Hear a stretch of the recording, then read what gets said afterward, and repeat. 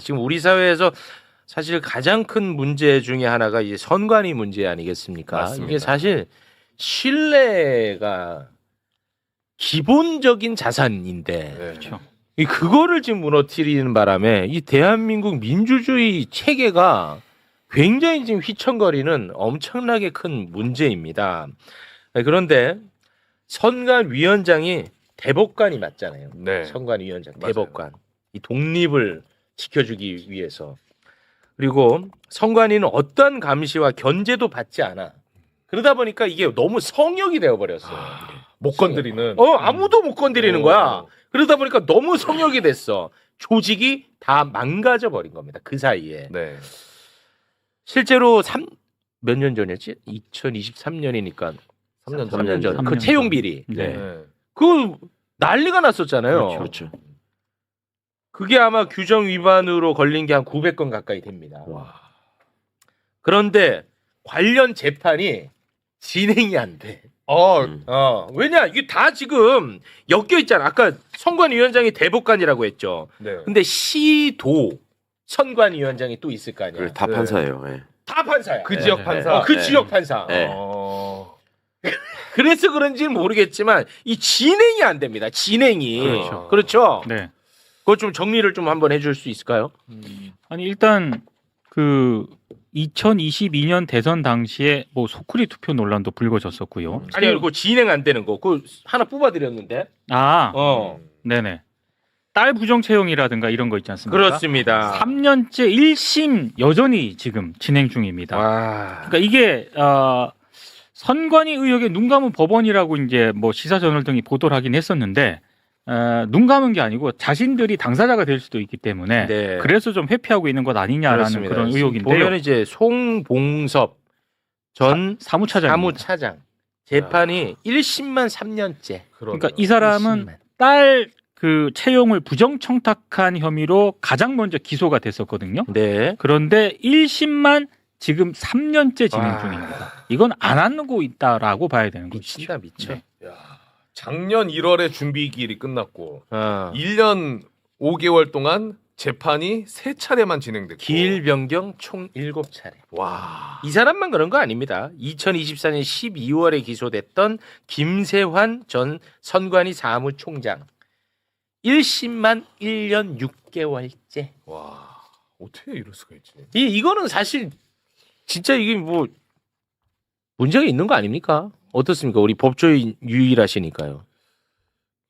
말이 안 되는 네. 일이죠. 그냥 상식적으로 뭐 이거 뭐 법조인이라 아는 일입니까? 그리고 다른 건에서 공직자가 이런 식의 그 기관 내부에서 좀 보면 조직적으로 벌어진 일이었잖아요. 이게 네. 감사 결과를 보고 우리 그렇죠. 깜짝 놀랐는데 깜짝 놀랐잖아요. 예, 그거를 그 사회적 파장에 비춰 봐가지고 그 뒤로도 특별히 언론의 조명도 받지도 않고 그 사이에 그냥 이 사람들은 이렇게 뭉개고 있었다. 근데 재판도 진행이 안 되더라고요. 네. 그렇죠. 게다가 지난 2월에는 헌재에서 선관위는 감사하면 안 돼라는 또 판단을 내리지 않았습니까? 헌재에서 예. 비리가 불거졌을 때 감사원이 감사를 하려고 했었는데 헌재가 선관위는 감사원의 직무감찰 대상이 아니다라고 판단을 합니다. 그러니까 완전히 이제 성역화됐고 완전히 지들 멋대로 하고 선거 기간에는 휴직하고 그렇죠. 기강이 다 무너지고 그렇죠. 그러다 보니까 이번에 그게 현실로 이제 사달이 난 게 아닌가 그렇게 봅니다. 그렇죠. 예. 감사원이 손 못 대는 데가 거의 유일한가요, 선관위가? 아, 감사원은 제도적으로 예, 감사원은 행정부 행정부 소속이니까. 네. 예. 헌법상- 공무원들이 일하는 곳은 다 이제 감사 대상인데 네. 여기는 이제 독립기관이라서 그렇죠. 못하는 거죠. 그러니까 대법원이나 국회를 감사원이 감사를 못 하잖아요. 그렇죠. 네, 그런 것처럼 여기도 네. 헌법기관이니까 안 된다 이러는 건데. 그리고 또 대법관이 선관위원장으로 앉아 있어. 네. 근데 이 사람은 지금 자기 본업이 더 많거든. 그렇죠. 그렇죠. 근데 이걸 어떻게 알아? 내가 볼 때 업무 파악도 안 될 거예요. 맞아요. 그렇죠. 정확히 보신 거예요. 그리고 네. 저 안에서 또 자기들끼리 저 몇 명 안 되는 사람들끼리 권한이 많으면 파벌 싸움을 하거든. 그러니까 그 안에서 보면은요, 그 중요하게 말하자면 코어 일을 하는 사람이 중앙선관위원 총 9명인데 그 중에 한 분만 상임입니다. 그러니까 상임위원 한 명하고 그다음에 사무총장 네. 그 둘이가 파워 게임을 해요. 그리고 사무총장 밑에 차장들이 또 있거든. 네. 그러면 이제 이게 승진해서 올라갈 적에 제가 느끼기로는 예전에 그 제가 인사검증하고 이럴 때 자기들끼리 막 투서하고 이런 거를 보면 네. 그 능력보다는 그 파벌 싸움이 되게 심하더라고. 그러니까 여기는 난 누구 라인인데 최웅 라인이 갈라 그러면은 무조건 이거는 이제 막 쳐야 되고. 그럼 경쟁 라인은 쳐내야 되는군요. 그렇죠. 그러니까 잘하기 심각해. 경쟁보다도 지우기 경쟁으로 가는 거야. 맞아요. 그럼 이 조직이 뭐 끝나는 거지. 그러니까 이게 건강하게 발전할 수 있는 되겠냐고. 토대가 아니 이 사람이 더 선거 관리에 적합하고 이런 게 아니라 그냥 그게 아니야. 음. 그래서 이번에 보니까 투표용지 부족했던 거 계속 더 늘어나더만. 네. 그죠? 네. 아니, 그게 그렇게 파악하는데 오래 걸린다는 것도 웃기잖아요. 그것도 계속 틀려요, 지금. 계속 네. 늘어나. 예. 그리고 오늘 또 보도가 된 것 중에 하나가 왜 그 최소 투표 용지 마련하는 거 60%에서 내부 지침 네. 50%로 50% 했잖아요. 변경하는데 예. 회의를 안 하고 결정을 했대요. 그러니까 막 모든 게 예, 난리야. 그냥 했다며 자기가. 네. 이게 뭐해 대체? 지금 엉망입니다. 이 사람들 정말. 네.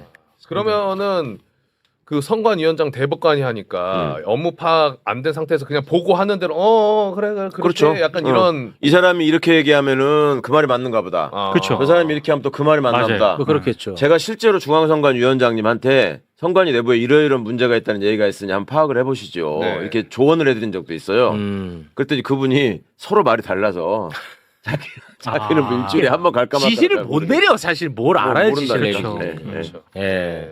말씀드리는 순간 김정한 변호사 나오셨습니다. 어서 오십시오. 네. 예, 늦어서 죄송합니다. 네. 아니 그렇게 바쁘게 사는데 어떻게 계속 살이 쪄요? 그러면 아니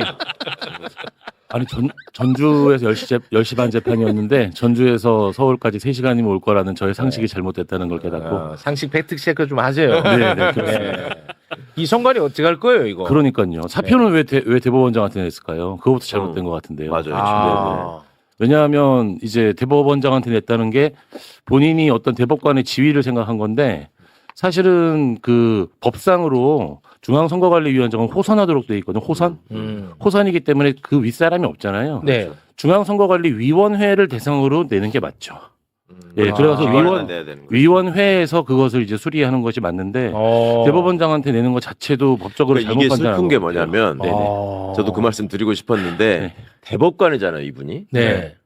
그러면 헌법 체계에서 중앙선관위가 어떻게 돼 있고 자기 위치가 어딘지 제일 잘 알아야 되는 맞아요. 사람이에요. 네, 네. 그런데 이 사람 머릿속에 뭐가 있냐면 자기 대법원장이 나를 예. 그러니까 대법관이 13명이 있잖아요. 네. 그중에 한 명을 이렇게 당신이 가서 중앙선관위원장 하세요라고 대법원장이 지목하는 거거든. 네. 그러니까 내가 거기다 갖다 내야지. 맞아. 아. 내 인사권자로 그러니까 그 대법원장한테 내는 것부터 벌써 이게 뭔가 잘못 생각하고 있구나. 아예 중앙선거관리위원회에서 판단을 잘못하고 있구나 이런 생각이 들더라고요. 그 혹시 우리 변호사님은 네. 이게 굉장히 문제잖아요. 지금 선관위 체계 자체가 너무 문제죠. 예, 그래서 지금 다 망가졌고 그 문제가 이번에 폭발된 거잖아요. 네, 그렇습니다. 혹시 이걸 어떻게 해야 될지에 대한 아이디어가 있으세요? 고민을 좀 하셨나요? 지금 이야기되고 있는 것 중에 가장 중요한 얘기가 결국에는 중앙선거관리위원회가 헌법기관이기 때문에 건드릴 수 없다 이렇게 되어 있잖아요. 네. 헌법기관인 거 맞고요. 네. 그런데 헌법을 정확하게 읽어보면은 국회, 법원, 헌법재판소 모두 기관으로 이렇게 그 장을 구성하고 있거든요. 네. 그런데 선거관리 부분은 그 장 이름이 선거관리라고 돼 있고요. 네. 중앙선거관리위원회만 구성을 해놓고 각급 선거관리위원회는 법률에다가 이제 구성을 하도록 해놨어요. 근데 지금은 그 각급 선거관리위원회, 그러니까 서울시 선거관리위원회, 송파구 선거관리위원회 이런 것도 상설 조직으로 돼 있잖아요. 사실 그걸 비상설로 한다고 해가지고 어떤 헌법에 위반되는 것이 아닙니다. 그런 부분들을 이야기를 안 하시더라고요. 그래서 중앙선거관리위원회 체계 자체는 개헌 없이는 바꿀 수가 없지만 예, 각급 선거관리위원회는 지금 현재 해체 수준의 개혁을 해야 된다라고 하는데 저는 아예 상설인 부분까지도 건드려야 된다고 생각을 합니다. 지금 상설로 둘 필요가 없다라는 말씀을 드리는 거죠. 그것이 헌법에 반하지 않습니다. 그러니까 장이라고 아까 말씀하신 게 헷갈리실까봐 그러는데 헤드라는 말이 아니고 챕터. 네. 헌법상의 일장 네네네. 일장이장. 선관위를 규정한 장에 보면 네. 중앙선관위를 둬야 된다는 건 헌법상 명확한데 그건 있고. 밑에 이제 하부 조직 있잖아요. 네. 아까 말씀한 우리가 판사들이 다 위원장이고 네네네. 시군구까지 있거든. 네. 이거는 법률로 정하게 돼 있어서 네네. 얼마든지 이거는 정할 수 있다. 그럼 이제 법률로 바꿔서 네. 지금 상설을 네. 선거 있는 기간에만 이제 이제 운영할 수 있도록 중앙선거관리위원회 체계에서 이제 각급 선관위는 그 비상설로 운영할 수 있도록 그렇게 체계를 바꾸는 것도 방법이죠. 비상설로 했을 때는 어떤 이득이 있는 거예요? 그러면은 이제 상설기구로 두니까 선거 기간 외에는 지금 선거관리위원회가 뭐 각 조합장 선거, 뭐 각 대학 총학생회 그것도 선거 관리. 이런 거 지원하고 있고 네. 지금 가장 중요한 역할을 민주시민교육이라 그래가지고 이제 정치교육 이런 거 담당하고 있거든요. 사실 중앙선거관리위원회가 할 일이 아니거든요. 그러니까 오히려 인력의 낭비고 예산의 낭비가 있을 수 있으니까. 예. 그래서 그 각급 선관위 같은 경우에는 이제 그 선거 때 해가지고 이제 행정 지원이라고 하거든요. 그거를 행정 응원이라고 합니다. 법적으로는 각종 그 응원을 받아가서 공무원들을 이제 선관위가 조직해가지고 다시 운영할 수 있도록 그래서 오히려 책임감을 더 부여할 수 있도록 그렇게 할 수 있다는 거죠. 그 법원에 대해 제가 너무 늦게 정신이 없는데 숨 좀 고르세요. 그 법관에 대한 것도 역사를 잠깐만 설명을 드리면은요. 네. 이게 1960년 3.15 부정선거가 있잖아요. 네. 부정선거 이후에 3차 개헌에 최초로 선거관리위원회 구성을 두는데 그때는 부정선거를 내무부 산하 공무원들이 전국적으로 했기 때문에 행정부 믿을 수가 없죠. 국회는 정치하는 곳이니까 믿을 공무원이 법관밖에 없는 거예요. 그러니까 4.19 혁명 이후에 이공화국에서 네. 부정선거를 했던 당시에 내무부 장관 이런 사람들 사형시키고 막 네, 그랬거든요. 사형시켰어요. 그 결과로 만든 게 이 헌법. 예, 그 결과로 만든 게 중앙선거관리위원회거든요. 그때는 뭐 필요했네. 그때는 다 대법관으로 해놨어요. 그때는 아예 다. 네. 그리고 아예 유신헌법 때는 중앙선거관리위원회 위원을 전부 대통령이 지명하도록 했어요. 네. 예, 그런 이제 역사를 딛고 이제 뭐 8차 개헌이죠. 그러니까 전두환 대통령 때 이제 지금의 선거관리위원회 조항이 들어오면서 선거관리위원회 구성이 되거든요. 구성이 되는데 이 대한민국 헌법이 선거와 관련돼 가지고는 굉장히 그 가장 중요한 부분이다라고 헌법에 규정을 둔 것이 오히려 이제 기관의 무사한 일을 낳아버렸죠. 네. 그런 역사가 있습니다. 참 슬프죠. 예. 사실은 선거 부정이 하도 많다 보니 그다음에 네. 대통령이 선거 조직을 장악해가지고 지 맘대로 휘둘려 아까 박정희는 다 예. 임명했다고 그러잖아요. 예. 뻔하잖아 이유는. 예, 본인이 다 임명했어요. 네. 그러니까 그거를 극복하기 위해서 여기를 공정하게 하려고 독립을 시켜놨더니 네. 자기들끼리 배를 불리고 있었던 거예요. 그러니까요. 참 이게.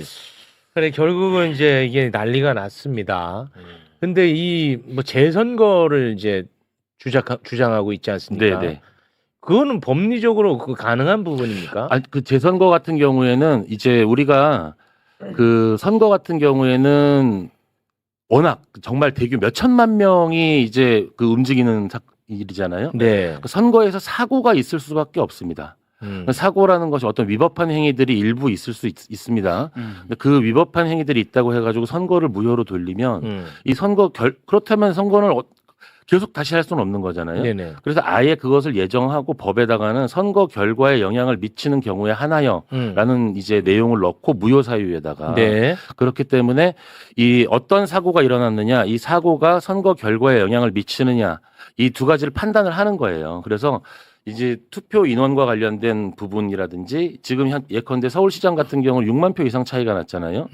투표와 관련된 것이 6만 명 이상 만약에 문제가 됐다 이러면은 이제 무효 사유가 있을 수 있습니다. 네네. 그런데 지금 그 뭐 구의원, 시의원 같은 경우는 실제로 일부 무효 선언을 하고 지금 선거를 다시 할 수도 있어요. 계산을 해보고. 하지만 이제 이런 대규모의 광역지방자치단체 선거 이런 경우에는 지금 현재 재선거를 하기는 쉽지 않죠. 그거는 그러면 누가 결정하는 거예요? 그거는 이제 현재 선거 소청이 들어간 걸로 알고 있고요. 네. 선거 소청이라는 거는 선관위에서 다시 한번 판단을 해보는 건데 그 소청 결과에 대해 불복하면 법원으로 가거든요. 네, 법원에서 이거를 다시 실제로 그 투표 불복의 주체는 누구예요? 그 선거 소청을 제기한 사람들이죠. 제기한. 그러니까 지금 선거 소청은 선거인 또는 정당 그리고 또는 이제 뭐 당선의 효력에 문제를 삼는 사람들이 이제 할 수 있는데 네. 이미 선거인 단위에서 선거인이라는 건 내가 투표를 유권자. 해야 되는 사람이잖아요. 유권자. 예, 유권자 입장에서 이미 소청을 제기한 것으로 알고 있기 때문에 네. 그 절차가 진행이 되겠죠. 그러니까 선관위에서 이걸 받았고 네. 검토했는데 이거 재선거 사유가 안 된다라고 결정했는데 난 그거 못 받아들이겠다 하면 법원으로 예, 간다. 법원으로 가는 선거 소송 같은 경우는 이게 워낙 그 빠른 시간 내에 처리를 해야 되는 문제이기 때문에 다른 재판과 달리 바로 대법원으로 가버려요, 그냥. 네. 그 대법원에 가가지고 그 대법원에서 실제로 그 투표된 용지라든지 이런 것들을 한 번에 다 검수를 하는 그런 과정이 있더라고요. 바로 대법원으로 가요? 네네네. 선거 소송은 그러면 그 다 단심으로. 노태학과 친구들인데. 예. 야 이거 재선거 안 가겠네 그거. 예. 근데 이제 워낙 이 예민한 사안이니까 그런 투표 검수를 그냥 판사들만 하는 게 아니고요. 여러 사람들이 보는 앞에서 그 투표 검수를 실제로 선거 소송이 걸렸을 때 그 투표 검수를 했던 이제 그 판사 하고 있는 친구가 얘기를 해주더라고요. 그게 엄청난 작업이라 그러더라고요. 네. 투표 다 문제를 새로. 다 가져와가지고 여러 사람들이 보는 앞에서 다 일일이 다시 한 번씩 다 검수를 한대요. 네. 그래서 황교안이 부정선거 주장할 때 네. 그 확실한 반론으로 대법원에서 이루어졌던 선거 소송의 결과 심리 과정 이런 것들 제시한 바가 있죠. 네. 다 다시 셌다. 네. 네. 네. 저는- 다시 셉니다. 그 한 번 그 방송 준비하면서 그 봤어요 그거. 네. 그 선고 내용. 네네. 어마어마하더라고 그렇죠. 내용이. 어마어마하죠. 네. 그래서 나는 이제 그때 얼마나 이 부정선거 음모론이 얼마나 허황된지 그때 제가 이제 체감을 했거든요. 그렇죠. 예. 네. 그냥 부정선거 음모론이야 나 이렇게 하지 않고 그걸 제가 봤어요 예, 또. 예. 맞아요. 이게 제도 설계 자체가 사람을 불신하는 것으로 이제 부정선거와 관련돼 가지고 워낙 대한민국은 그동안 의혹이 많았기 때문에 네. 그 제도 하나하나에 다 참관인이 들어가고 모든 장면을 다시 그 촬영하도록 되어 있고 하기 때문에 그 과정에서 있을 수는 없죠. 네. 부정선거가. 근데 뭐 부실 선거는 확실합니다. 네, 맞습니다. 부실 선거는 선거는 확실하고 예. 그 때문에 이제 그 참정권 회복 차원에서 이제 시위가 계속되고 있습니다. 또 다시 한번 또 이거 꼬투리 잡을까봐 말씀드리는데 저는 적극적으로 지지한다 그랬습니다. 네네네. 네, 분명히 말씀드렸습니다. 하지만 그 와중에 문제 사람들이 섞여 들어가고 있어요. 거기에 경찰을 향해서 모욕하고 조롱하고 그렇죠. 중국인이라고 또 이게 사실 이게 폭력이거든요. 그렇죠. 심지어 이 폭력은 공권력을 향한 폭력이기 그렇죠. 때문에 어마어마한 범죄라고 봅니다. 네. 심지어 감금을 시켜버립니다. 영상 잠깐 짧게 준비를 해놨는데 한번 보고 오겠습니다. 이게 뭔데요? 왜 아무도 연락이 안 와요?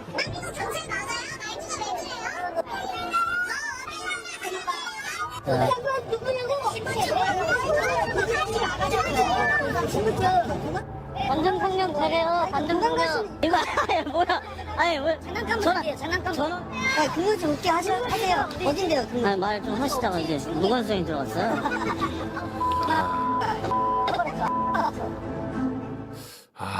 이것들이 이 법 체계를 완전히 무시하는 거거든요. 요것들이 극우입니다. 그렇죠. 근데 언론은 뭐 요거보다는 나에 대해서 더 관심이 많아서 난 좀 속상한데 네. 이것들 이거 좀 어떻게 좀 처벌 안 됩니까? 범죄죠, 범죄. 범죄잖아요, 이거는. 과거에 그 정말 뭐 이런 얘기가 좀 그렇지만 사실은 저런 부분들에 있어서 해산시킬 때 예전에는 경찰이 물대포를 쐈거든요. 그거 안 근데 물대포 되죠. 쏘는 것도 네. 위헌 결정이 났어요. 그렇습니다. 안 되죠. 그런 그건 것도 안 안 되는 걸로 다 나오고 이제는 굉장히 저는 해산시키는 자체도 굉장히 좀 힘들어지고 그런 부분들이 있지요. 아니 근데 처음에 이건 저런 장면을 경찰관한테 중국 사람이죠 하는 그 장면을 본 게 제 기억으로는 한남동에서 윤석열이 집 앞에서 저기 하던 사람들 네. 체포 전에 예. 그때 그 어떤 여성분이 경찰관한테 중국 사람이죠. 그러니까 대한민국 경찰관은 대한민국 사람만 할 수 있습니다. 이렇게 얘기하니까 중국 놈이 한국말도 잘하네. 네. 진짜 내가 그때 너무 황당했는데. 그때 많았어요. 예, 예. 이게 이제 아주 경찰관들만 보면 이렇게 하는 걸로 이제 극우들 사이에서는 예. 뭔가 심각해요, 매뉴얼이 된것 진짜. 같아요. 아니 근데 저 시위대 저 극우들도 이상하지만 네. 비상식적인 대응이지만 시위대 중 일부. 일부. 이것도 이거 따다 쓸 수 있습니다. 그렇습니다. 네. 일부. 근데 경찰 대응은 더 좀 이해가 안 가는 측면이 있습니다. 그러니까 경찰이 어찌됐든 권한이 없는 일부 시위대가 뭐 검문도 하고 가방도 뒤지고 아, 양말까지 지나가는 벗으라고 사람들. 하고 이런 위법적인 행위를 하고 있는 거지 않습니까? 네. 근데 경찰관들이 영상에 담겨진 경찰관들의 대응을 보면은 굉장히 소극적으로 에이, 큰일 대응을 났습니다, 하고요. 진짜. 그리고 송파 그게 이해가 안 경찰서장은 이 와중에 사의를 표명했다 그러고 네. 그리고 아. 몇몇 커뮤니티에 올라온 글이긴 합니다만 저는 이게 만약 사실이라고 한다면은 이거는 경찰청 차원에서 조사를 해야 된다라고 보거든요. 네. 그러니까 이게 블라인드 게시판에 올라온 글인데 이게 네네. 뭐 언론에까지 보도가 됐으니까 네. 이를테면 윗선이 시위대에 협조하면서 직원들을 사지로 내몰고 있다. 여기서 직원이라고 하는 거는 이제 경찰 얘기하는 거고요. 그리고 실제 온라인상에서는 경찰과 참가자들 일부 그 시위대 있지 않습니까? 네. 경찰의 인력 배치를 놓고 대화를 한다. 아. 뭐 이런 지금 얘기까지 이 게시판에 올라오니까 이거는 그냥 넘길 일이 아니라 경찰 차원에서 굉장히 좀 조사를 좀 해야 될 사안이지 않나. 아, 참 정말 좀 무섭습니다. 우리 사회가 이거 진짜 큰일 났습니다. 아, 그러니까 그 편의점에 들어가는 물품을 일부 그 맞아요. 사람들이 막 뜯어서 확인하고 네. 아까 말씀해주신 것처럼 들어갔다 나오는 그 선수들 가방 열어보고 이런 것들이 경찰이 보면서도 어떤 제지를 못 한다는 거잖아요. 그러니까 지금 상황. 양말 벗으라고 하니까 그때서야 옆에 있던 경찰이 아 그거는 성희롱성 뭐 그런 취지로 얘기를 하거든요. 그것 외에는 별다른 제지를 안 하더라고요. 안 하는 거죠. 못 하는 게 아니라 안 하고 있는 거지. 네. 참 심각합니다. 그 저번한테 물어보면은 저 사람들하고 또 저기에서 충돌 또 제재했다가 생기고. 예. 얼마나 이제 민원 넣고 귀찮게 하고 음. 들러붙을 텐데 이제 그런 생각하는 건데. 경찰이라는 단어를 법으로 정의할 때 위험의 제거, 위험의 예방 이렇게 정의하거든요. 지금 위험이 발생을 한 거예요. 그렇죠. 예, 그 위험의 제거, 위험의 예방 활동 본인이 본질적인 자신의 기능을 안 하고 있다 이렇게 생각을 하셔야 되는 겁니다. 그렇죠. 예. 예. 아, 그래서 저는 이 잘못된 공격이 두려워지면 우리 사회는 원칙이 다 사라진다고 그렇죠. 보거든요. 그 상황에서 법질서가 무너지는 현장을 눈으로 보고 있는 거잖아요. 경찰이 그냥. 예, 근데 그거를 내가 문제 삼았을 때 생기는 그 반발이 두려워진다는 네, 거잖아. 네, 그렇죠. 아, 근데 조금 저는 약간 이중적인 어떤 그런 성격도 있는 것 같아요. 만약에 어떤 예를 들어서 제가 표현하는 건데 민주노총이라든가 이런 노동계에서 저런 시위를 하면서 저런 비슷한 모습을 보였다. 경찰이 지금처럼 대응을 했을까? 라는 생각도 들어요. 네. 지나치게 일부 극우 시위대에 대해서 경찰이 굉장히 소극적으로 대응을 하는 거는 이거는 그냥 바라볼 문제는 아닌 것 같아요. 굉장히 심각한 예. 문제라고 저는 개인적으로 생각합니다. 네. 자, 뭐 박완수 얘기도 좀 해야 되는데 뭐 시간 관계상 이 정도로 정리하겠습니다. 네. 그 박완수 그 딥페이크 네. 선거 기간에 네. 그 공무원 동원해 가지고 만든 혐의가 있지 않습니까? 네, 네. 그걸로 압수수색 들어갔더라고요. 공무원 압수수색. 예. 이거는 당선 무효와 관련이 있는 그럼요. 범죄 혐의거든요. 대한민국이 선거와 관련돼 가지고 굉장히 엄격한 규정을 두고 있잖아요. 네. 공직선거법 그 선거 운동과 관련돼 가지고 금지 규정을 위반한 경우에 네. 벌금 100만 원형 이상인 경우에는 네. 당선 무효가 되는 것이기 때문에 그러니까. 거기에 직접적으로 해당되는 것이죠. 네. 예. 그러니까 지금 나오는 혐의점만 봤을 때는 네. 그냥 법리적으로 봤을 때 네, 네. 어떻게 보세요?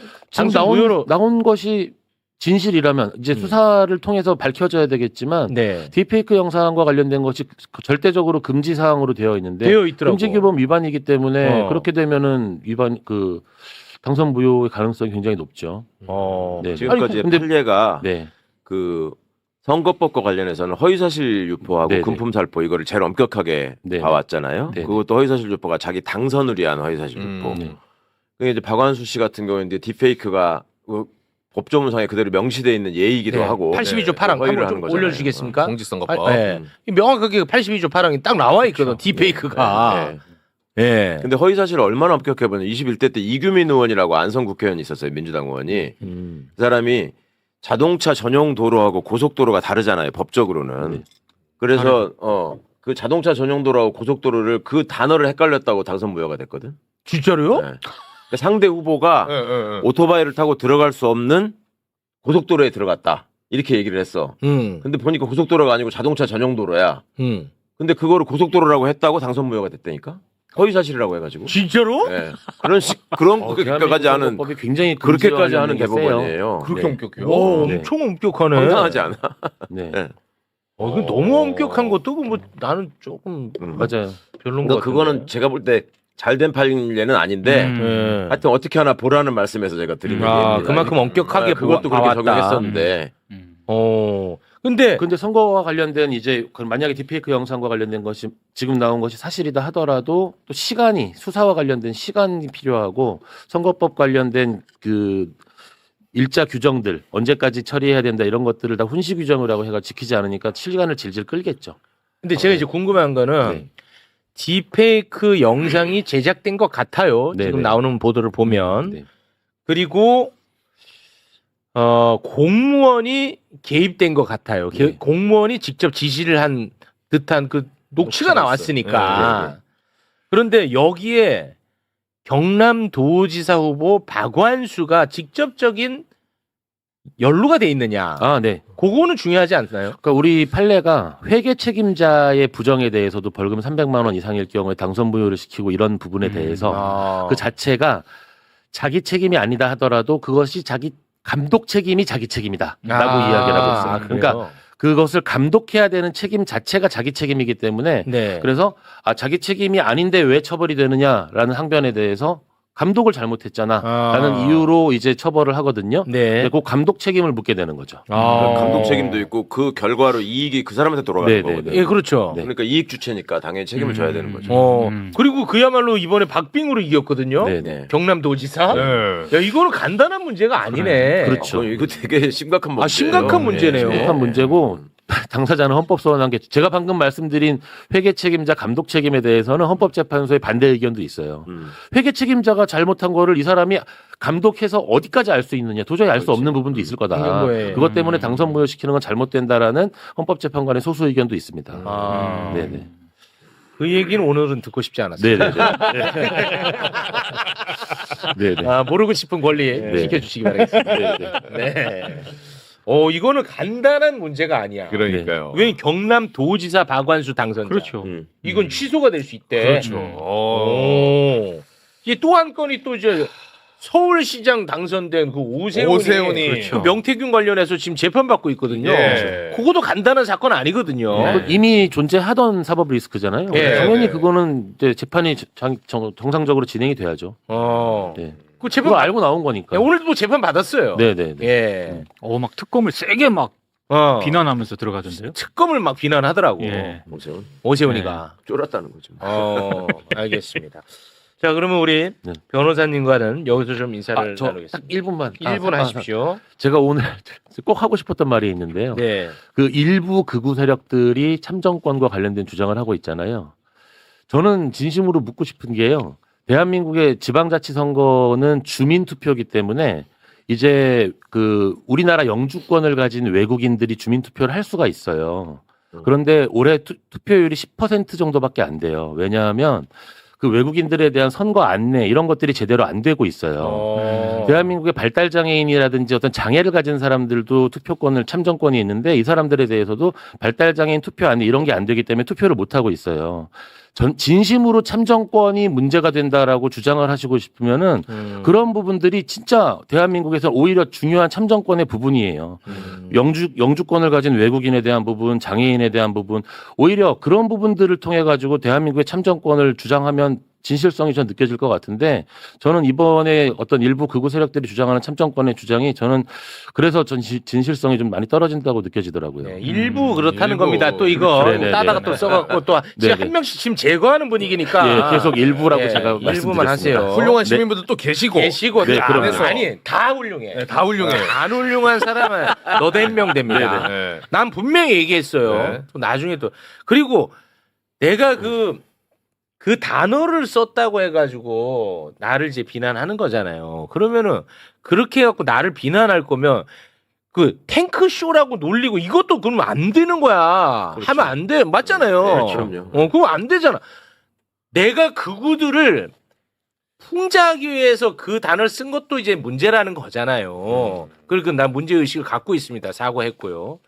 근데 왜 그렇게 해? 그 단어 쓰면서 나를 공격하면 안 돼요.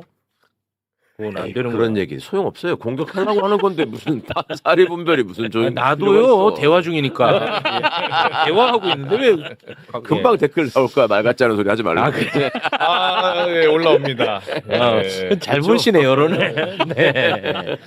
자 우리 그럼 변호사님과는 여기서 인사를 나누죠. 늦어서 꼭 감사합니다. 투표권을 갖고 있는 외국인 분들 중에 10%만 투표를 했어요. 근데 이번에 13%인가밖에 투표를 못했어요. 그러니까 투표를 이 사람들이 투표를 할 유인이 없는 거예요. 본인이 선거와 관련된 안내도 제대로 받지 못하고. 진짜 그래. 예, 오히려 그런 분들의 참정권도 굉장히 많이 훼손되고 중요한 있죠. 말씀. 투표권 있는지도 모르는 분들 네, 많지 네. 그분들. 어. 국민들도 그분들이 투표 못하는 건 줄 알고. 네, 네, 네. 근데 대선은 그분들한테 투표권이 없죠. 안 되죠. 그러니까 아. 국민만 대선과 총선은 국민만 할 수 있고요.